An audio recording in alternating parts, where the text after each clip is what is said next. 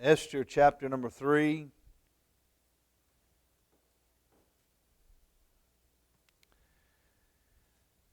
Thought about how to do this, and it's really tough when you come to church. I'm asking you guys to show me a little charity this morning because I don't know how I can get to the point of what I want to say without reading 2 chapters. That's hard, because how do you explain the context of what's being said in one verse without the other chapters that are around it? And so I ask you to be patient to me. I will have a landing point, and Lord willing, it'll be a blessing to you, it'll help you. If nothing else, the 2 chapters that you read will be from God. Right? If nothing else. At least that'll be from God. You can beat up the rest of the stuff I want to say unless it's Scripture.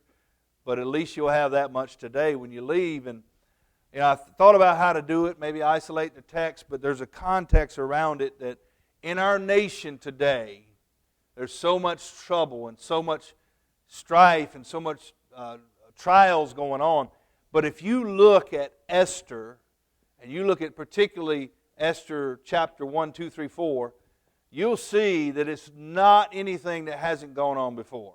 Okay? And you can lay Esther over what's going on in our society and the trouble and the trial that she had to go through. It gives us the remedy and the answer for what we need to do as Christians. Now let me say this. I am not a Christian who walks around thinking that God can't heal this land. I know a lot of Christians who use it for an excuse not to do anything, that we're so far gone, we're so bad off.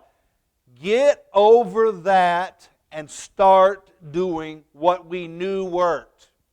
Listen, the light shows don't work. Listen, the donuts, I'm not against donuts. I like donuts and coffee. But the donuts at the door and the casual approach to God does not work. Listen, all this praise and worship garbage that is not praise and worship because you're praising and worshiping yourself.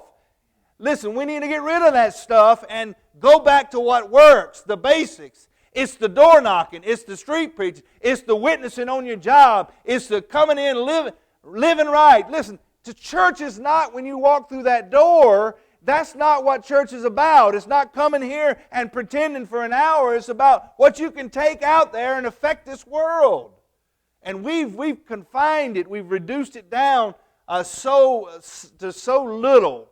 And we're ineffective because we have left off the power of God working in lives, the prayer. We've left off the weeping for souls. And we have gotten away from what is important in life.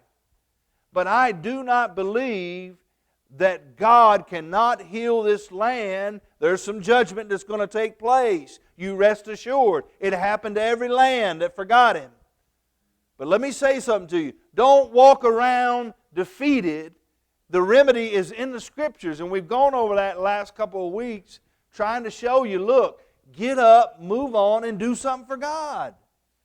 So let's read these. If you'll grant me this, we're going to read 2 chapters. And I know it's laborsome to read, but I want to go back and point out some things. Lord willing, it won't take me long to actually get to the message. Okay? All right. So let's read chapter number 3 and 4. After these things did King Ahasuerus promote Haman, the son of Hammedatha, the Agagite, and advanced him and set his seat above all the princes that were with him. And all the king's servants that were with the king's in the king's gate bowed and reverenced Haman, for the king had so commanded concerning him. But Mordecai bowed not, nor did him reverence. Then the king's servants which were in the king's gate said unto Mordecai, Why transgressest thou the king's commandment? Now it came to pass that they spake daily unto him, and he hearkened not unto them, that they told Haman to see whether Mordecai's matters would stand. for he had told them that he was a Jew. And when Haman saw that Mordecai bowed not, nor did him reverence, then was Haman full of wrath. And he thought scorn to lay hands on Mordecai alone, for they had showed him the people of Mordecai. Wherefore Haman sought to destroy all the Jews that were throughout all the kingdom of Ahasuerus, even the people of Mordecai. In the first month, that is, the month of Nisan, in the 12th year of King Ahasuerus, they cast pur, that is, the lot, before Haman from day to day, and from month to month, to the 12th month, that is, the month Adar. And Haman said unto the king Ahasuerus, there is a certain people scattered abroad and dispersed among the people in all the provinces of thy kingdom, and their laws are diverse from all the people. Neither keep they the king's laws, therefore it is not for the king's profit to suffer them. If it please the king, let it be written that they may be destroyed, and I will pay 10,000 talents of silver to the hands of those that have the charge of the business, to bring it to the king's treasuries. And the king took his ring from his hand and gave it unto Haman, the son of Hammedatha, the Agagite, the Jews' enemy. And the king said unto Haman, the silver is given to thee, the people also to do with them as it seemeth good unto to thee. Then were the king's scribes called on the 13th day of the month, and there was written according to all that Haman had commanded to the king's lieutenants, and to the governors that were over every prince, and to the rulers of every people of every province according to the writing thereof, to every people after their language. In the name of King Ahasuerus was it written and sealed with the king's ring.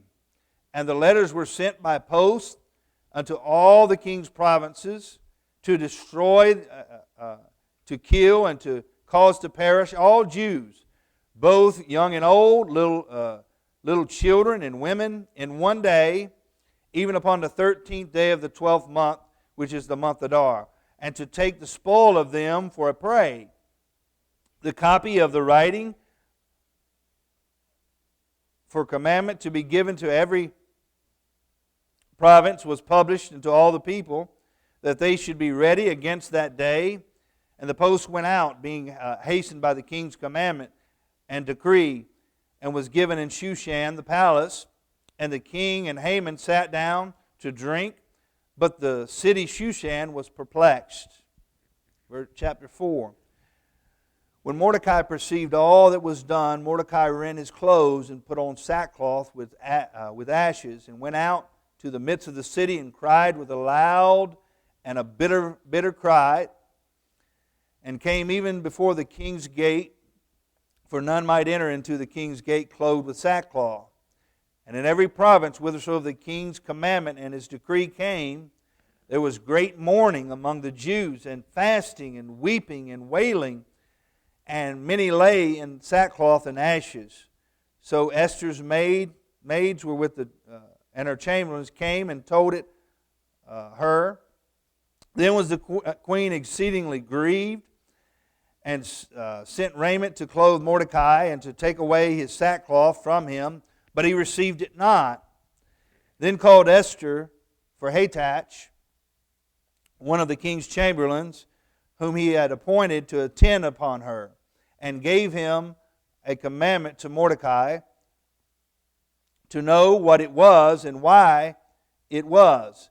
So Hatach went forth to Mordecai into the street of the city, which was before the king's gate.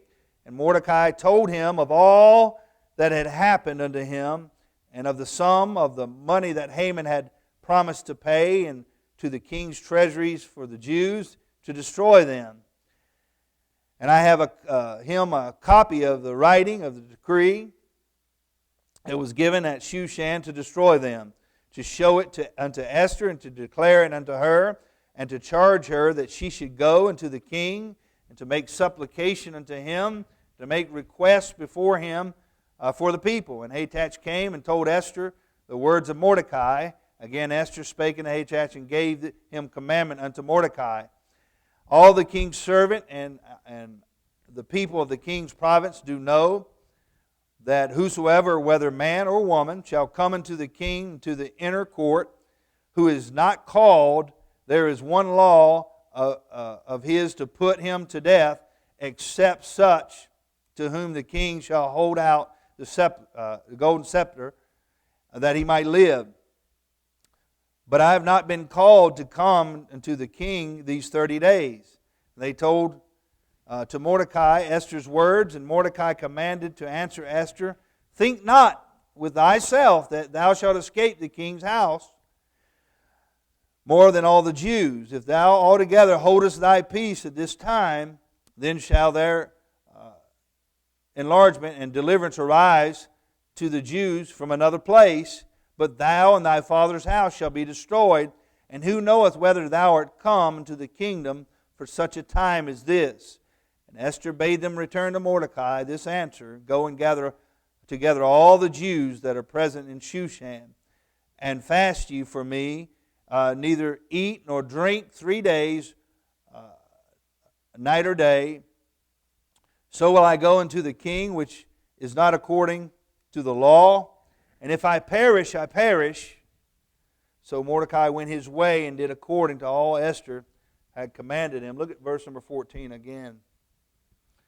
It reminds me of the time period we're living in. Laws being passed that are against us. Pressure being put on to do things that we know are not right. To bow down to their ungodly ways. And so we see the king of Ahasuerus there is really, he's working such an evil that it'll wipe out an entire people. But notice verse 14. For thou altogether holdest thy peace at this time. Notice, he doesn't say, then it's not going to happen. You know what Mordecai says? He said, you can hold your peace, but rest assured at some point, God is going to bring a deliverer, but you're going to be destroyed. And your father's house. Look at the last part of this verse. And who knoweth whether thou art come to the kingdom for such a time as this? My brethren, what we see all through the Scriptures, Daniel, Shadrach, Meshach, and Abednego, David, Samson, we see Jephthah, Gideon, Barak, and Deborah. You know what God does in every generation? He raises up a people for such a time as this. You know what He's looking for in our churches? A people that rise up for such a time as this. We need some folks to stand up. And like Esther said, if I perish, I perish. You know what we care about too much? This body we got right here and our earthly possessions. But yet we know we got a home on the other side of this. We're worried about losing things down here and not realizing the greatest treasure is in heaven. But God needs some folks for such a time. We're in a bad way in our country. I don't deny that. But notice what he says here. Here's where the problem starts. For if thou altogether holdest thy peace at this time. You know what the problem is in this nation? The people who profess to be Christians, profess to have the truth, profess to know the real God, profess to be the only way. Jesus said, I am the way, the truth, the life. No man cometh unto the Father but by me. Neither is there salvation in any other. There is none other name given among men under heaven whereby we must be saved. We believe that, don't we? You know what we've done too long? We've held our peace too long. Listen, brethren, I believe we're at a point in our country where either some of us are going to rise up like Esther for such a time as this, and it's a perilous time, or He's going to destroy us like Mordecai said He would do, and He's going to raise up somebody who will stand. That's the way God is. Now you got to make up your mind. Which side are you on? Are you going to stand? Or are you going to sit silent? Listen, people have given up godly ways and given up the truth of the gospel and standing for what's right for just a little bit of money, a little bit of houses, a little bit of land, a little bit of possession, a little job. I'm telling you, we back down when we should not have backed down. And it's costed us in this country, and it continues to cost us. But the remedy is found in this passage. Let's look at the overall picture here. Look at verse number 2 of chapter 3. Verse number 2 in chapter 3. The problem is, just like us, if we stand for what's right, the last part of that says, "But Mordecai bowed not, nor did him reverence." And that is the issue with a true, godly, Bible-believing, God-fearing Christian. When they say bow, we say no. There's only one person to bow to, and that's God. When they say bow to my homosexual agenda, we say no. When they say bow home to our transgender agenda, we say no. When they say bow to allowing alcohol in this land, you know what people did during that time period? It was a time period of prohibition. You know how prohibition started, and they won't teach you this in the public schools? It started by preachers going from town to town preaching against alcohol, and the town went dry when they preached. And I'm telling you, we can have that kind of stir and revival if, listen, that crowd is loud. And the big problem with that crowd is there's no resistance against it. But I'm telling you, we start resisting that crowd, and they become violent, and they become loud, and we cower. But we don't realize we have the power. We have a God who's strong. And if we don't start standing up against those agendas that are contrary to the Word of God, I'm telling you, we will not make it in this country. And it'll go fast. Where are the men and women who will stand? Where is the Davids that will kill the giant? Turn to Daniel, the book of Daniel, chapter 3. Daniel 3. We know all the stories. When are we going to have our own story? Shadrach, Meshach, and Abednego, Daniel, we read of all these great people. When are you going to have your story told that you took a stand for Jesus Christ? I don't want to get to heaven and stand beside a Daniel and stand beside of those who allowed themselves to be in a fiery furnace. I don't want to stand there not having a story to tell. I want to be able to say, I fought in my generation too, just like you did. Daniel chapter number 3. Listen, you don't think there was anything wrong in Esther's time? You don't think there's anything wrong in Daniel's time? Think about it. Daniel was worse off than us.